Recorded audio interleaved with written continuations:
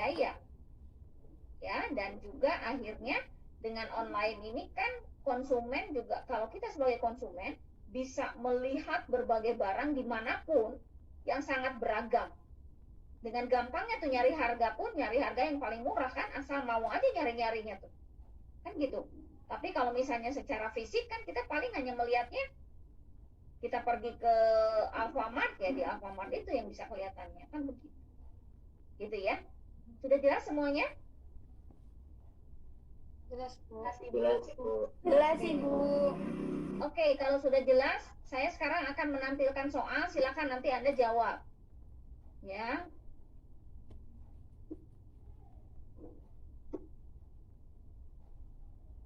Kelihatan nggak? Kelihatan nggak? Lihat, Bu. Kelihatan, Bu. Oke. Nih, ada 3 bagian ya. Yang pertama bagian benar atau salah. Silakan. Siapa yang mau jawab? Kita sambil diskusi aja. Siapa yang mau jawab silakan, ya. Nomor pertama, bagaimana? Benar apa salah? Benar, Ibu. Benar, Bu. Benar. Benar. Bu. Benar, Bu.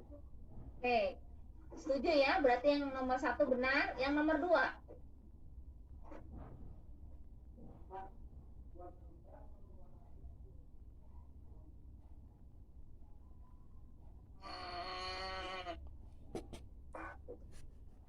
Benar, Ibu. Benar, Bu. Sepakat? Semua benar? Kalau nggak salah plus D ya, Bu. P sama Apa? dengan MC plus D. Yang mana? Nomor 2? Iya. Salah. Coba. Itu nomor 3 tadi. Apa? Coba nomor 2. Perusahaan dalam jangka pendek. Ingat, jangka pendek itu apa? Cirinya.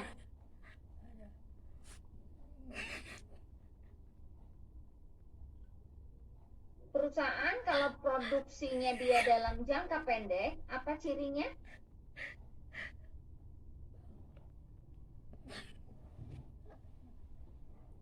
Ada yang tahu jangka pendek itu bedanya dengan jangka panjang?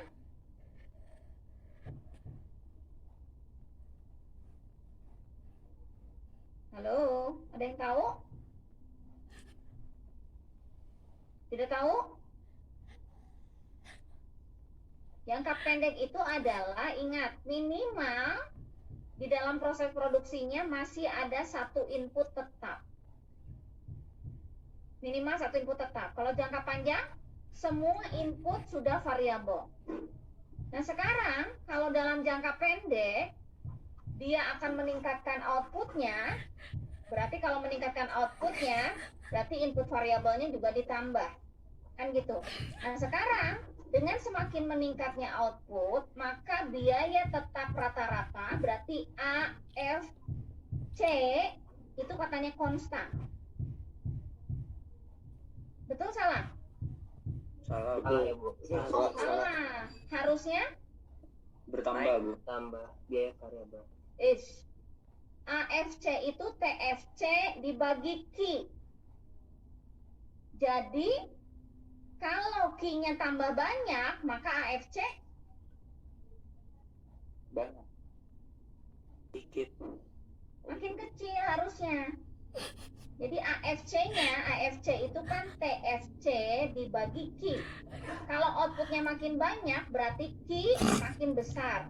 Sesuatu angka dibagi angka yang makin besar, maka hasilnya harusnya Kecil. Makin kecil, Bu. kecil. Jadi ini harusnya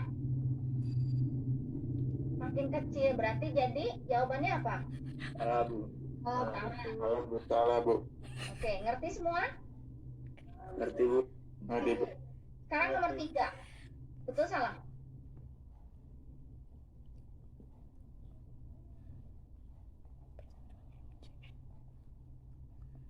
Ini minggu kemarin. Betul, Betul salah? Betul, Ibu. Monopoli. Perusahaan di monopoli, keuntungan maksimum dicapai pada saat? Benar, Bu. MR sama dengan MP, Bu. Iya. Iya, betul. Ini harusnya salah. Harusnya adalah MR sama dengan MC. Kalau monopoli monopoli itu. Kalau PPS, P sama dengan MC, Bu. P sama dengan MC. Kenapa P sama dengan MC? Karena di PPS P-nya sama dengan MR. Ingat itu. Jangan lupa. Itu kemarin saya menekankan tuh. Semua perusahaan sebetulnya intinya kalau dia ingin memaksimalkan keuntungan harus dicapai syarat ini, MR sama dengan MC. Tetapi di PPS karena MR-nya sama dengan P, sama dengan AR, sama dengan D, maka MR untuk di PPS diganti dengan P. Maka di PPS keuntungan maksimumnya P sama dengan MC. Berarti nomor 3 salah, nomor 4 salah. Ngerti nggak? Ngerti, Bu. Yang lain ngerti nggak? Bu. Oke, ngerti Bu. Nomor 5.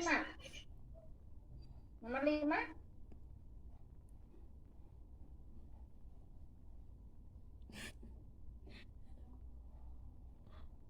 Betul salah?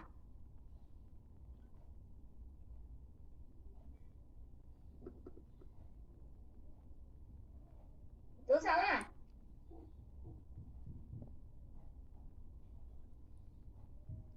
Salah, Ibu. Perusahaan yang ada di pasar monopoli kan kelebihan dari perusahaan yang ada di monopoli itu dalam rangka meningkatkan keuntungan, dia bisa melakukan diskriminasi harga. Kan gitu.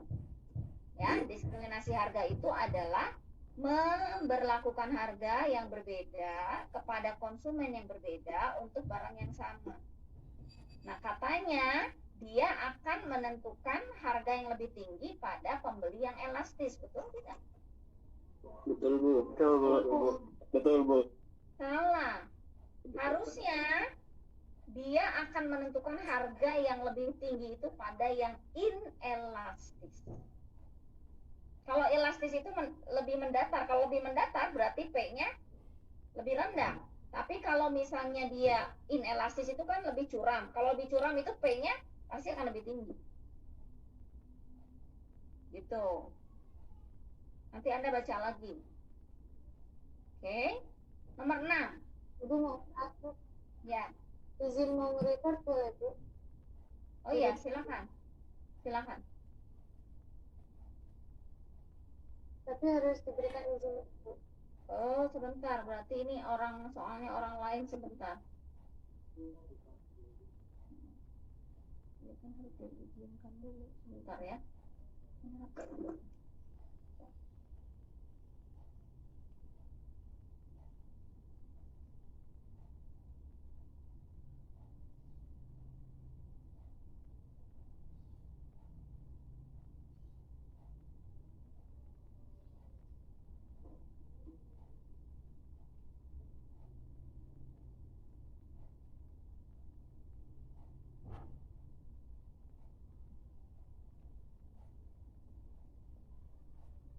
Oke, sambil saya udah minta ke staff untuk di record ya, sambil jalan aja dulu ya.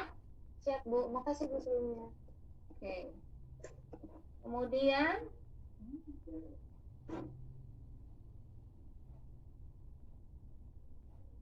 bentar.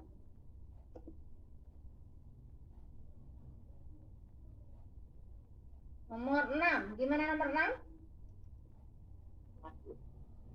Salah, Ibu. Salah, Ibu.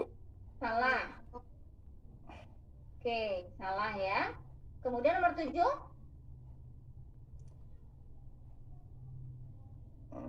Salah, Bu.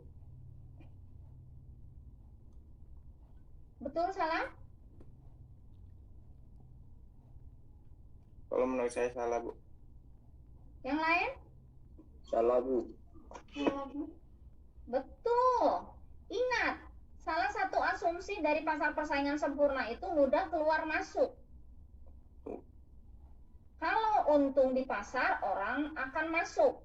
Jadi dalam jangka panjang, selama perusahaan itu untung, akan mendorong perusahaan masuk ikutan ke pasar, sehingga yang tadinya keuntungannya ada, ya profitnya positif, menjadi makin kecil sampai akhirnya nol. Jadi dalam jangka panjang, ingat, dalam jangka panjang perusahaan yang ada di persaingan sempurna itu hanya memperoleh keuntungan normal. Keuntungan normal itu sama dengan keuntungannya sama dengan 0. Itu jangan lupa.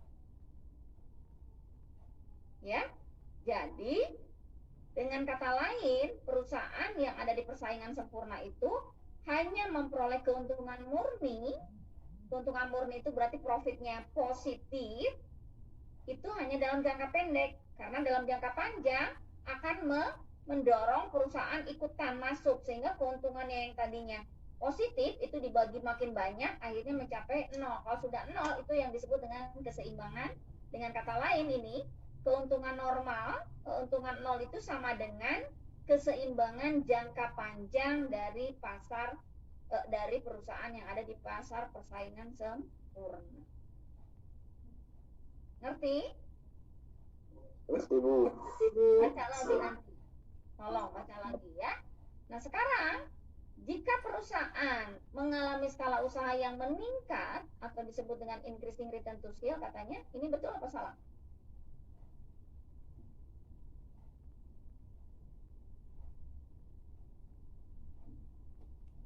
Apa, Bu? Ini Jika baca. perusahaan Baca. mengalami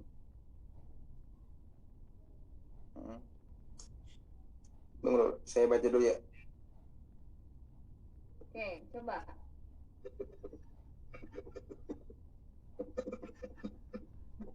Jika perusahaan mengalami skala usaha yang meningkat atau increasing return to scale, maka ketika inputnya dinaikkan ke 2 kali lipat, maka outputnya akan meningkat kurang dari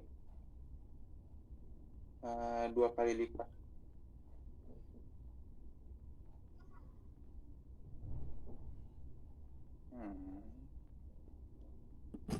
Tunggu. Kalau input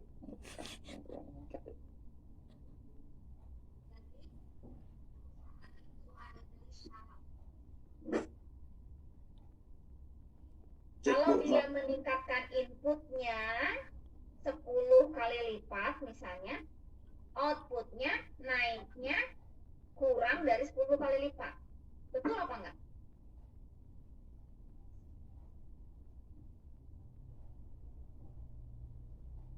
Salah ya? Salah, Bu. Salah. Harusnya kalau namanya increasing, kalau inputnya naik 10, outputnya naiknya lebih dari 10. Kalau konstan, input naiknya 10, output naiknya 10 juga. Tapi kalau decreasing, return to scale, input naiknya 10, output naiknya kurang dari 10. Ngerti nggak? Ngerti, Bu. Ngerti, Bu. Jadi skala usaha itu ada 3 macam. Ada increasing return to scale, skala usaha yang meningkat. Ada constant return to scale, skala usaha yang tetap. Ada decreasing return to scale, skala usaha yang menurun. Ketiga-tiganya outputnya naik dengan dinaikkan input. Anda ingat, input variabel dinaikkan maka outputnya kan naik. Kan gitu. Nah, hanya kenaikannya output itu dibandingkan kenaikan inputnya, ada yang sama besar, ada yang lebih besar, ada yang lebih kecil. Yang paling baik yang mana dari ketiga itu? Yang paling baik yang mana? Yang paling besar? Yang paling besar itu yang mana? Increasing. Yang Increasing. increasing. Yang increasing tadi kan, input naiknya 10, outputnya naik lebih dari 10 kalinya. Berarti dia makin efisien, makin bagus. Gitu. Oke, jelas? Jelas, Bu. Oke, nomor 9. Betul salah?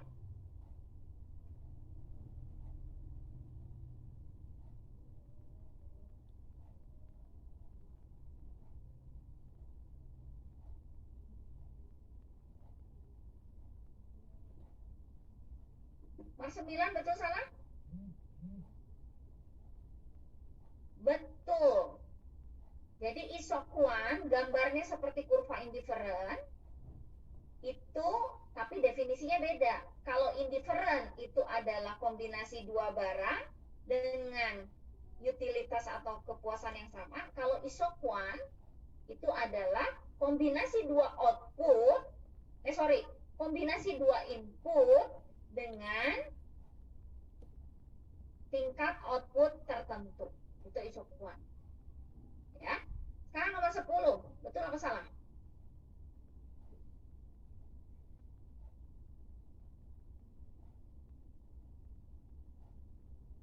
Salah, Ibu. Salah. Secara umum, perusahaan akan terus menambah tambahan input selama tambahan penerimaan lebih besar dari tambahan biaya. Betul. Jadi kalau perusahaan output ditambah, itu secara physically. Secara uang, kalau dia nambah input, maka input itu ditambahkan tadi output akan nambah.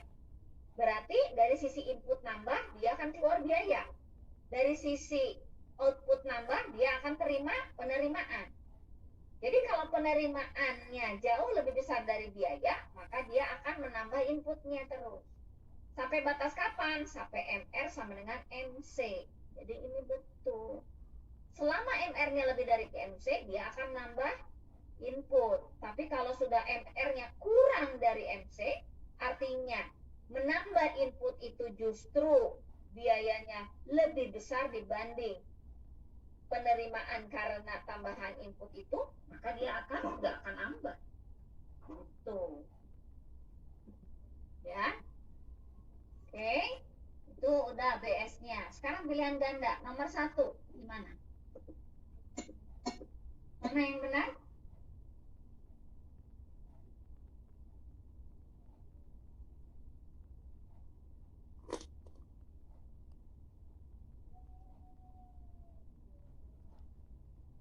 Mana yang benar?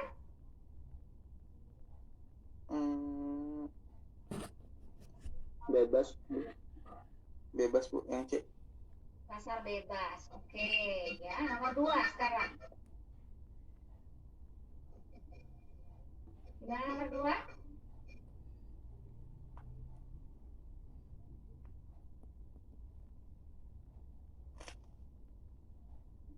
2. Anda sambil tulis-tulis ya di kertas. Gimana? Awalnya seimbang. Berikutnya katanya harga faktor produksi naik. Kalau harga faktor produksi naik, berarti kurva apa yang bergeser? Yang A, Bu. Hah? Yang A. Yang A berarti apa? Harga. Coba Anda gambar. Coba Anda gambar.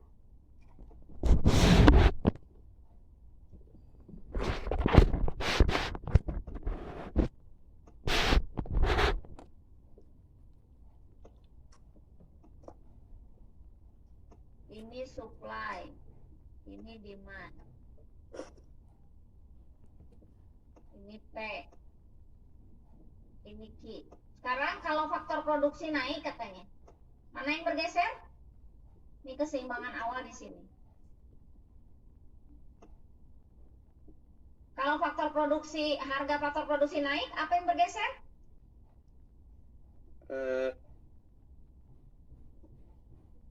Itu apa? Ayo. Apa? Coba pembahasan supply demand. Kalau faktor produksi harganya naik, maka yang bergeser apa? I-nya. Hah? I. Supply apa demand? Kalau biaya produksi. Supply, Bu. Supply. Nah, ingat faktor produksi itu kan nanti ke biaya produksi. Nah, biaya produksi berarti naik. Karena harga faktor produksi naik, biaya produksi naik. Kalau biaya produksi naik, supply geser kemana? Ke kiri. Ke kiri. Ke sini kan? Berarti sekarang keseimbangannya kan berubah. Gimana berubahnya? P-nya gimana? Dibandingkan tadi yang di sini, ini keseimbangan awal. P-nya naik, Bu. Naik, Bu. B-nya naik, Q-nya I-nya turun. turun. Berarti mana jawabannya? Yang C, Bu. Nah, jangan lupa ya, kalau ada nanti di ujian kayak begitu, Anda harus mau gambar. Udah jelas? Jelas, Bu. Ya, jelas, Bu. Oke, ini nomor 3 lewat ya, karena belum ya. Makro belum ya. Sorry. Oke. Sekarang nomor 4. Nah, nomor 4. Apa jawabannya?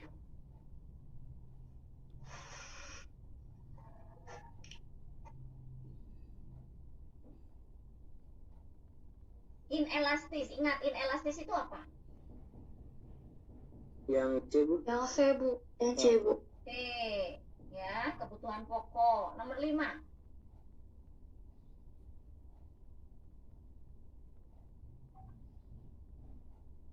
Salah.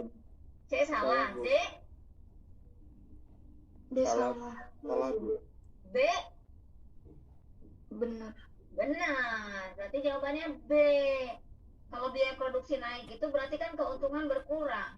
Kalau keuntungan makin berkurang itu tidak menarik, maka produsen akan pindah. Kalau Siap. pindah, berarti penawaran di pasar turun. Gitu. Ngerti? Oke, Bu. Tunggu. Sekarang nomor 6. Gimana?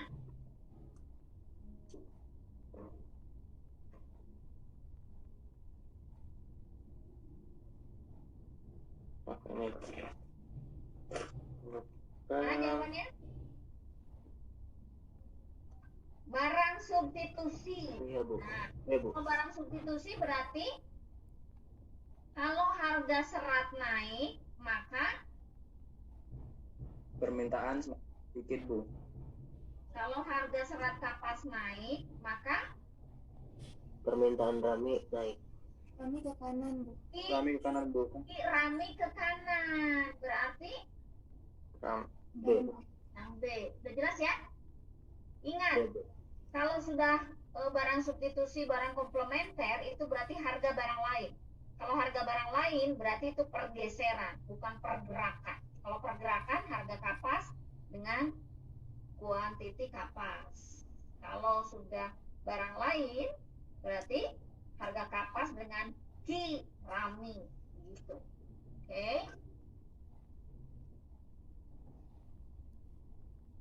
Nih, nomor 7. Gimana? Ini hubungan elastisitas dengan penerimaan.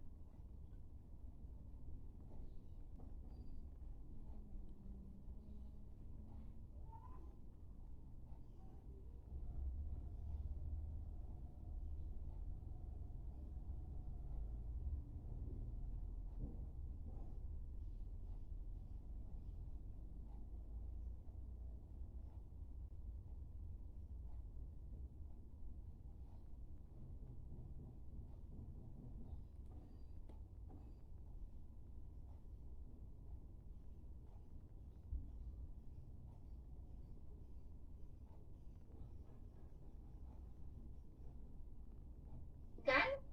Supaya penerimaan naik, maka strateginya harga harus Turunkan. harus naik apa turun? Naik, Bu. Nah, itu ya, coba dicek lagi nanti. Oke. Kemudian nomor 8. Kebijakan harga minimum. Itu artinya apa? Kenapa pemerintah melakukan kebijakan minimum?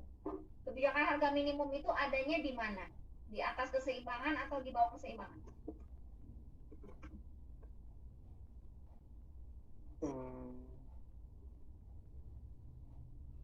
Di bawah, Bu. Ingat, kebijakan harga minimum itu ada pada saat apa? Paceklik apa musim panen raya? Paceklik. Paceklik, Bu. Minimum Panen raya, Bu. panen raya. Kalau di panen raya berarti harga yang terjadi itu murah. Maka pemerintah menetapkan kebijakan harga minimum adanya di atas keseimbangan. Gitu loh.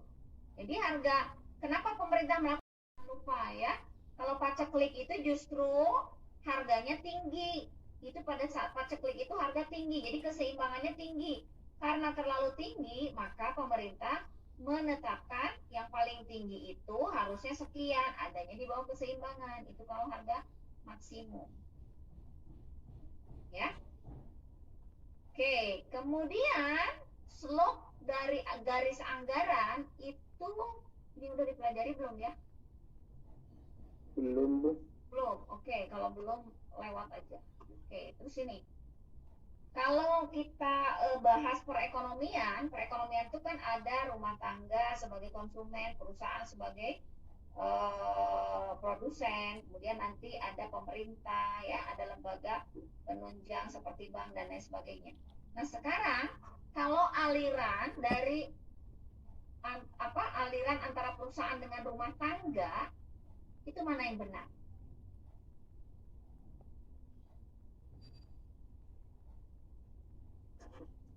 Mana yang benar?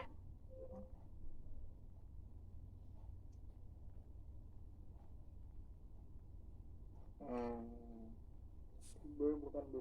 Yang B. Yang D. Hah? Yang D, Bu. C benar, Bu. D. Yang D. Benar semua ini. Kalau dari perusahaan ke rumah tangga ada aliran uang, berarti itu karena perusahaan menggunakan faktor produksi tenaga kerja, sehingga dia bayar upah ke rumah tangga. Kemudian aliran uang dari rumah tangga ke perusahaan itu berarti apa? Rumah tangga membeli barang yang dihasilkan oleh perusahaan, mengkonsumsi barang, ya. Kemudian jadi kalau dalam perekonomian itu ada aliran barang, ada aliran uang. Sementara itu tadi aliran uang. Yang sekarang kalau aliran barang, kalau barang dari perusahaan ke rumah tangga artinya apa? Berarti perusahaan menjual hasil produksinya ke rumah tangga itu di pasar produk. Jadi berarti ABC benar. Gitu. Ya. Nah, ini tadi terkait dengan panen raya. Masih terkait dengan panen raya. Tadi ada kaitannya dengan harga minimum tadi. Mana yang salah? C, Bu. Hal ini benar, kecuali berarti cari yang salah. Mana yang salahnya?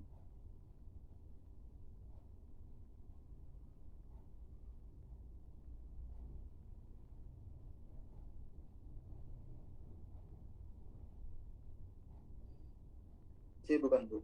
C. Iya, betul. C. Karena kalau di panen raya justru harganya turun, murah. Ya. Oke, ini kayaknya belum juga ya, GKP belum.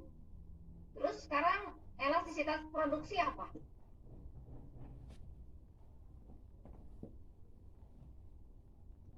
Elastisitas itu jangan lupa ya, persentase perubahan. Kalau elastisitas harga kan persentase perubahan harga terhadap persentase perubahan Q dibagi persentase perubahan P. Itu elastisitas harga atau elastisitas demand. Sementara elastisitas produksi berarti apa? Persentase perubahan yang diproduksi karena persentase perubahan inputnya. Berarti yang mana yang benar? Yang A, Bu. Yang A. Ya. Oke. Nomor 16.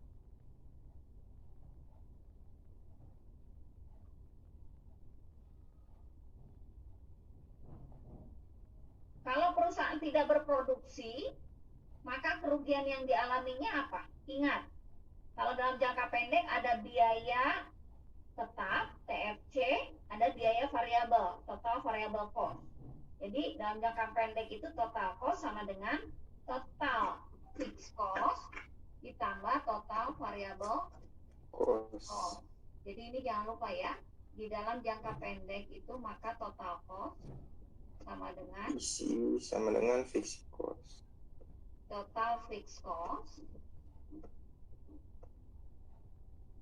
ya, ditambah total variable cost. Total variable variabel cost ini kalau produksinya jalan. Karena dia ada biaya variabel. Berarti kalau ada biaya variabel, ada input variabel. Kalau ada input variabel, maka biaya produksi kan jalan. Nah, sekarang katanya perusahaan tidak berproduksi, maka ininya tidak ada. Tapi berarti dia harus masih menanggung apa? Kalau misalnya pabrik ya, saya punya pabrik roti, tapi sekarang lagi nggak laku, tutup. Tapi saya kan masih bayar Karyawan. Biaya sewa. karyawan atau masih bayar gedung, bayar pajak. Berarti apa yang dia tanggung? Iya. Tetap potong. Total. Iya, tetap. Biaya totalnya. Ya. Oke. Kemudian ini mirip dengan yang tadi, ya. Ini mirip dengan yang tadi ya, sirkulasi ini.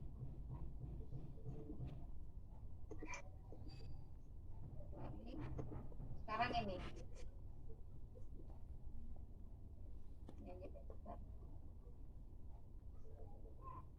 Nah, ini yang ini aja. Isian titik-titik, isian titik-titik nih. Musim paceklik tidak saja memberikan keuntungan kepada pihak produsen dengan kalau musim paceklik harga gimana? Naik, Bu. Naik, Bu. Karena terbatasnya Produksi terbatasnya penawaran, supply. supply. Terbatasnya penawaran barang, ya kan? Atau di sini penawaran itu kan produksi, tetapi juga menimbulkan kerugian bagi konsumen. Oleh karena itu, untuk melindungi kepentingan konsumen, karena kalau di musim paceklik itu kan yang dirugikan konsumen. Pemerintah biasanya melakukan intervensi dengan menetapkan kebijakan harga Minimum. Maksimum. paceklik minimum apa maksimum? Minimum. Maksimum. Maksimum, Bu. Maksimum. Jangan lupa maksimum, tapi adanya di bawah keseimbangan. Kalau minimum, adanya di atas keseimbangan. Jadi di sini di musim paceklik itu harga maksimum terletak di Bawah kesimpulan. bawah keseimbangan. Terus terjadi ekses di mana ke supply pada saat paceklik? Demand. Agar kebijakan harga yang dilakukan pemerintah efektif, maka pada saat musim paceklik, pemerintah akan melakukan operasi pasar dengan bertindak sebagai apa? Penjual apa pembeli kalau di paceklik? Penjual. Nah, karena permintaan kurang, maka pemerintah harus menjual stok yang ada di gudang. Sehingga kurva apa yang patah? Kalau menjual berarti suplainya yang patah. S, Bu. Ya, seperti itu. Oke. Nah, sekarang kalau seperti ini. Sambal lalap memiliki nilai elastisitas pendapatan sebesar minus 0,85 dan ikan asin memiliki elastisitas pendapatan sebesar minus 0,75. Sementara elastisitas silang lalap sambal terhadap ikan asin sebesar 0,80. Berdasarkan di atas, lalap sambal merupakan barang Inelastis ya. Hah?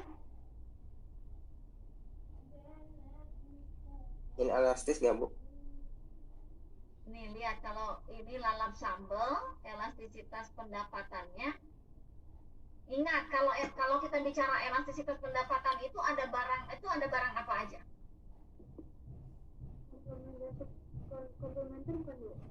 Itu kan elastisitas silang.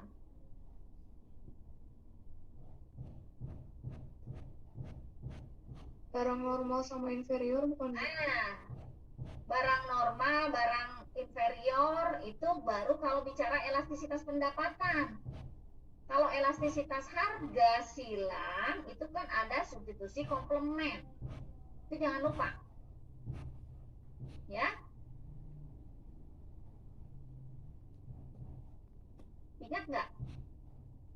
Jadi kalau bicara itu ya, ini kalau ditanya ini elastis silang, kalau elastis ini pertama ada elastisitas pendapatan. Berikutnya ada elastisitas silang antara sambal lalap dengan ikan asin. Nah, kalau seperti ini, kalau sambal lalap dengan ikan asin, nah ini baru berarti kan silang. Nah, kalau misalnya silang ini berarti sambal lalapnya barang apa?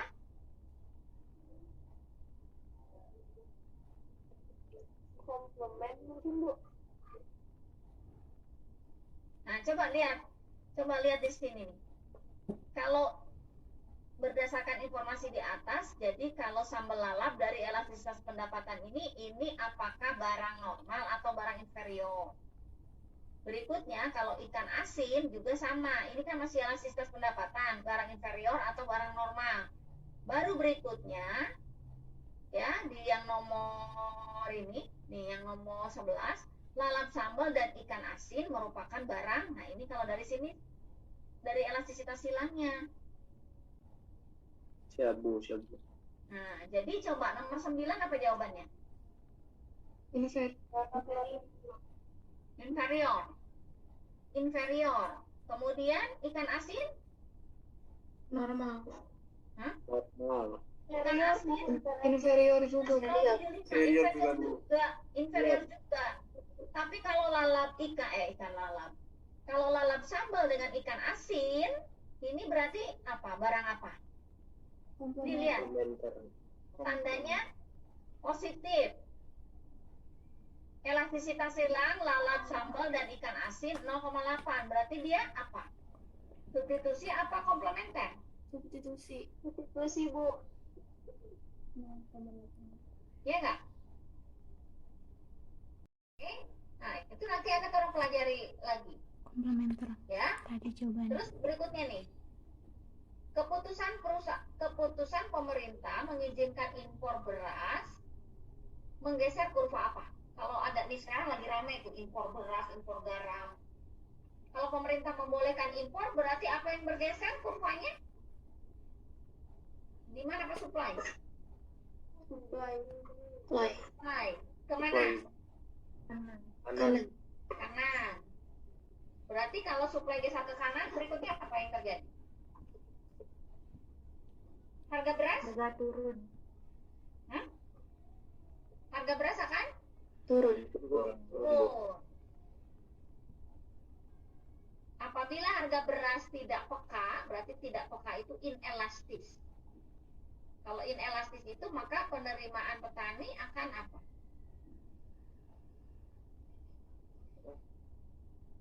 Meningkat ya. Menurun. Jadi tadi P-nya naik. Ya kan? P-nya naik, kemudian ternyata kalau inelastis, maka dengan P-nya naik, maka TR-nya akan naik apa tuh? Ini tadi sama dengan yang tadi tuh, yang apa tadi? Tiket masuk itu. Coba dicek lagi. Hubungan antara harga dengan elastisitas dengan total revenue. Itu coba Anda cek dulu. Ya. Oke. Anda sudah siap ujian? Insya Allah Bu, masih kurang banyak belajar Bu. Nah, tolong belajar ya. Nanti saya ini kasih ke Anda di grup soalnya. Ini kayaknya orangnya nggak bisa di record ya. Kayaknya nggak tahu kemana nih.